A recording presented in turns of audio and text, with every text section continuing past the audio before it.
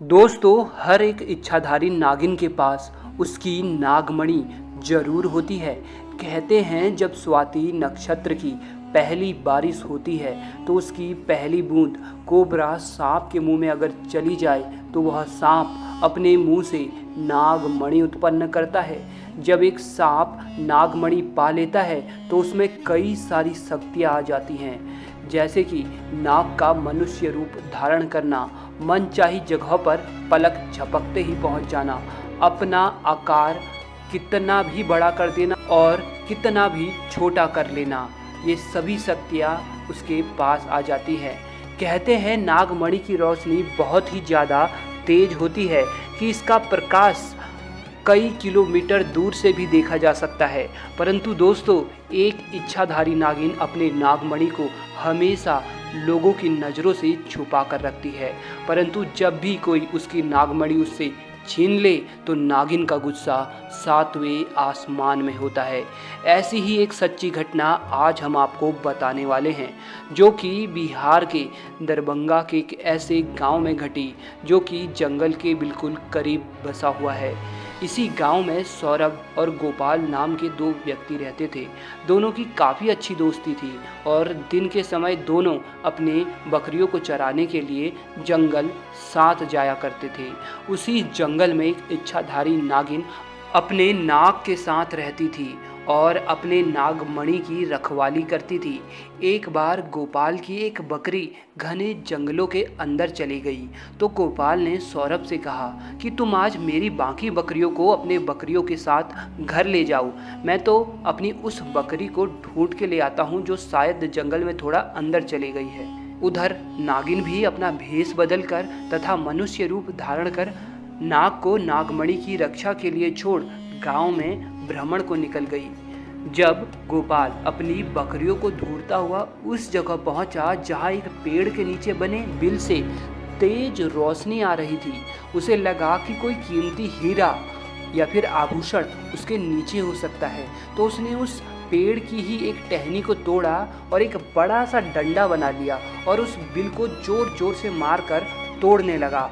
उस बिल को तोड़ते समय गोपाल बहुत तेजी से डंडे का वार कर रहा था, जिसमें से दो चोट नाग के बिल के अंदर मौजूद नाग को भी लग गई और नाग ने उसी समय अपना दम तोड़ दिया। जब गोपाल ने मरे हुए नाग को देखा और उसके पास तेज चमकती मणि को देखा तो वो समझ गया कि वो चमकती चीज नागमणि ही है। उसने पहले नाग को डंडे से हिलाया और यह सुनिश्चित किया कि नाग मर गया है या जिंदा है। फिर उसने जब देखा कि नाग मर गया तो उसने अपने जेब से रुमाल निकालकर उसके अंदर उस नागमणि को रख लिया और भागता हुआ तेजी से घर को निकल गया और भूल गया कि वो बकरी को ढूंढने जंगल में आया था और वो बकरी अभी भी जंगल में रह गई। इधर जब नागिन वापस अपने बिल की तरफ लौटी तो जैसे ही उसने नागमणि गायब पाई और अपने नाग को मरा हुआ देखा तो वह गुस्से में आग बबूला हो गई। उसने अपनी शक्ति से नाग की आंख में देखा और जान लिया कि ये हरकत किसकी है। गोपाल ने बहुत बड़ी गलती कर दी थी कि उसने नाग के शरीर को वैसे ही उस जंगल में छोड़ दिया था। अगर वह नाग के शरीर को उसी समय जला देता तो शायद नागिन को गोपाल के बारे में पता ही नहीं चलता। उधर गोपाल बहुत खुश था क्योंकि उसे दुनिया की सबसे शक्तिशाली चीज नागमणि जो मिल चुकी थी। गोपाल जब घर पहुंचा तो सबसे पहले उसने नागमणि अपने हाथ में पकड़ी और यह इच्छा जताई कि उसकी खोई हुई बकरी उसे मिल जाए। दोस्तों, चमत्कार हुआ कि अगले ही पल वह बकरी उनके घर के दरवाजे पर थी। गोपाल ये सब देखकर बहुत खुश हो गया। उसने नागमणि की सहायता से अपने घर को ही बदल दिया और अब वह गांव का सबसे अमीर इंसान बन चुका था और वह केवल और केवल नागमणि की मदद से। उधर नागिन अपने नाग का बदला गोपाल से लेने के लिए बेकरार थी, परंतु वह विवश थी क्योंकि गोपाल के पास नागमणि थी और वह तब तक गोपाल को नुकसान नहीं पहुंचा सकती थी जब तक उसके आसपास वो नागमणि हो।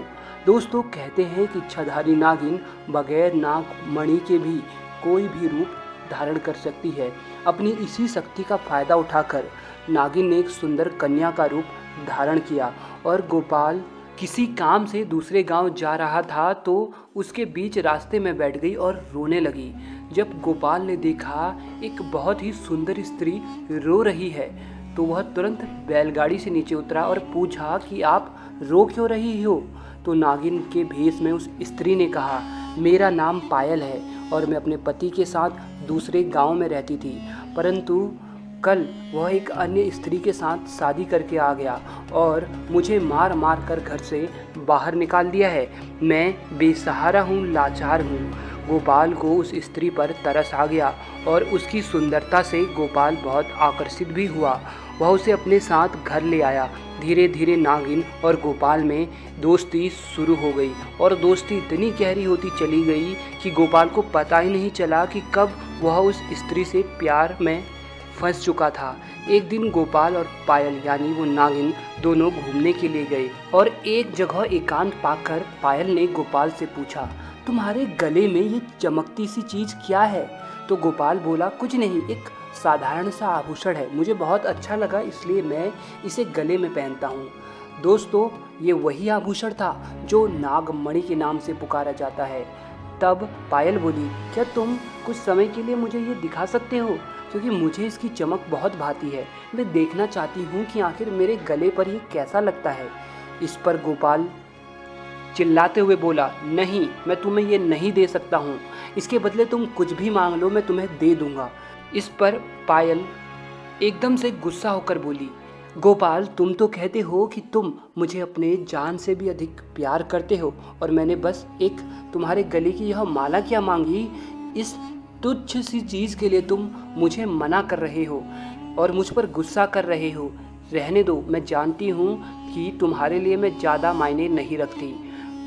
परंतु गोपाल ने फिर न चाहते हुए भी अपनी वह माला निकाली और पायल को देते हुए बोला, ठीक है, कुछ समय के लिए तुम इसे पहन सकती हो, परंतु ध्यान से।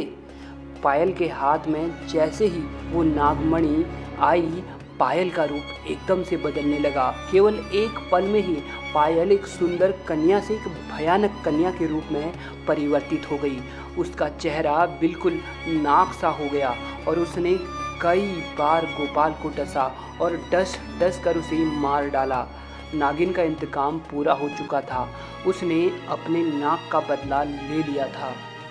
तो दोस्तों, कभी भी एक नागिन के नाक को नहीं मारना चाहिए और साथ ही नागिन के नागमणि को तो भूल से भी नहीं छूना चाहिए, अन्यथा वह नागिन 7 जन्मों तक उस व्यक्ति का पीछा करती रहती है।